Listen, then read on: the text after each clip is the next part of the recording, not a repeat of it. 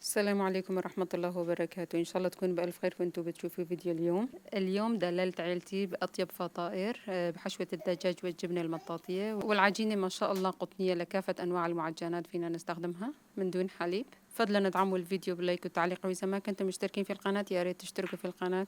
وخلينا نبلش بالوصفة ونبلش بتحضير العجين. بالنسبة للعجين نحتاج كوب مي دافية مع كوب لبن زبادي يوغورت. نخلط هدول المكونات، وبنحتاج خميرة طازجة. استخدمت 42 غرام أو ممكن ملعقة كبيرة ونص من الخميرة الفورية، وحطيت فوقهم ملعقتين كبار من السكر.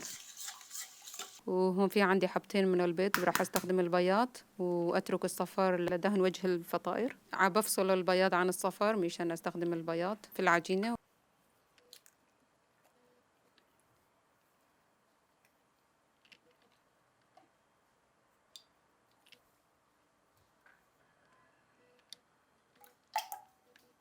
بالنسبة للصفار راح استخدمها لتلميع وجه الفطائر.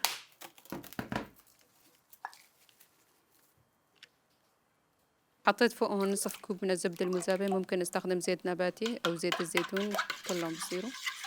بخلط هدول المكونات.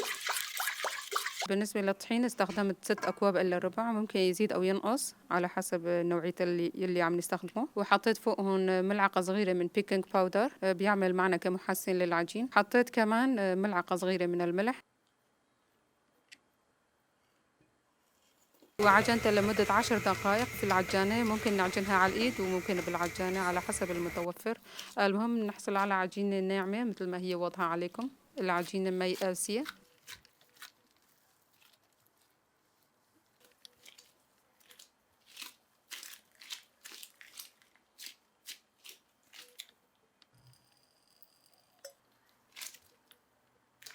دهنت الزبدية والعجين بشوية زيت وغطيتها وتركتها لحتى تختمر، بدها تقريبا ساعة.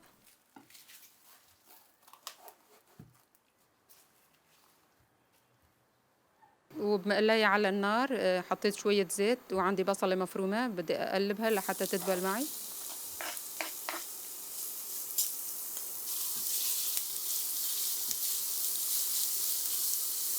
وتبلت البصل برشة من الفلفل الأسود وقلبته.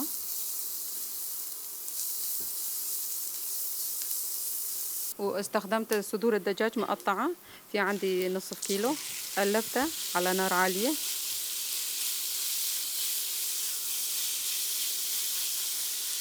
لحتى هيك تغير لونه. وهلا مثل ما نكون شايفين ما فيه أي سائل. وتبلته بفلفل أحمر وملح وصوص باربيكيو وشوية خردل، ممكن نستغني عن الخردل. قلبتهم.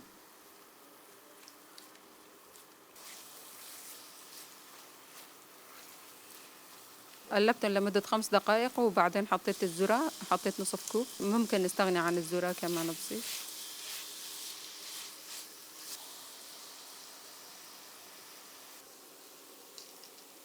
ونتركها لتبرد لحتى نقدر نستخدمها في الحشوة.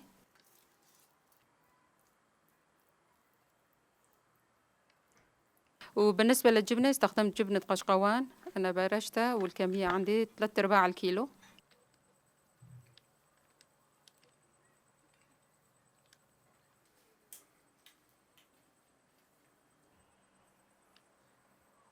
وشايفين العجينة ما شاء الله اختمرت بشكل كتير منيح. العجينة ناجحة ومضمونة بإذن الله لكافة أنواع المعجنات، وممكن نستخدمها للبيتزا كمان، بتصير عجينة ناجحة إن شاء الله.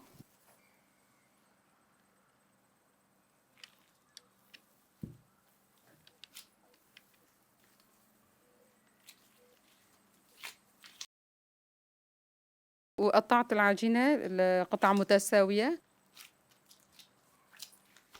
أنا قطعتهم ل 16 قطعة، ممكن نقلل أو نزيد بالعدد، يعني إذا حبينا يكون أحجامهم كبيرة أو صغيرة بيرجع على حسب رغبتنا.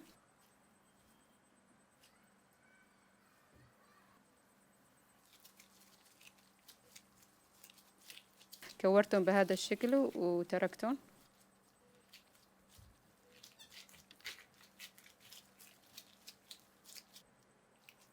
وغطيتها لحتى ما ينشف، وتركتها لمدة 5 دقائق ترتاح. وفردتها لحتى صارت عندي دائرة صغيرة مثل ما واضح. وحطيت كمية من الجبنة وكمية من الدجاج، وكمان حطيت شوية جبنة من فوق، وغلفتها بشكل كتير منيح.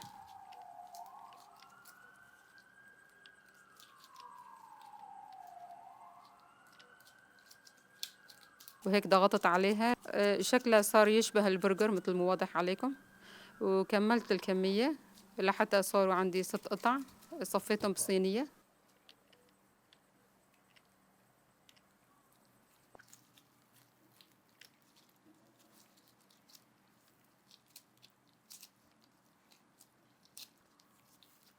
حطيت 6 قطع بصينية وغطيتها لحتى يرجعوا يختمروا معي مرة تانية ويتضاعف حجمهم.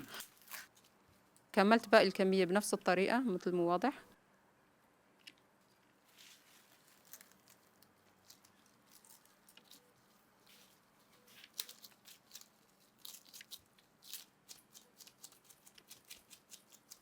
وكل الكمية هيك جهزت معي، تركتهم يرتاحوا لمدة 10 دقائق. وبالنسبة لمكونات التلميع، في عندي حبتين من الصفار البيت اللي استخدمنا البياض بالأول، وهلأ عم نستخدم الصفار. وحطيت فوقهم ملعقة كبيرة ونص من الحليب السائل.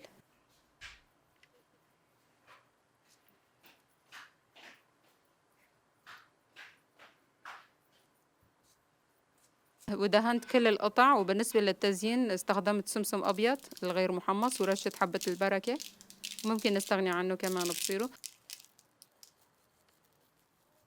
وبالنسبة للفرن، الفرن كان عندي حامي على حرارة 220، النار شغال من تحت وآخر شي شغلته من فوق. بدهم 15 ل20 دقيقة إن شاء الله وبصيروا عنا جاهزين. وغطيتها وحطيت صينية تانية بالفرن. ما شاء الله الوصفة ناجحة 100%. بتمنى تجربوها.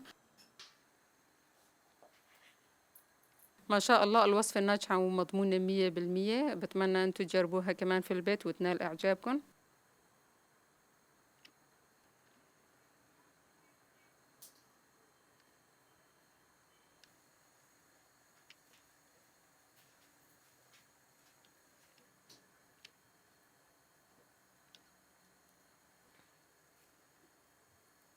فضلا إذا عجبكم الفيديو يا ريت لايك وتعليق، وإذا ما كنتم مشتركين في القناة يا ريت تشتركوا في القناة وتفعلوا زر الجرس لحتى يوصلكم فيديوهات القادمة. مع السلامة، في أمان الله.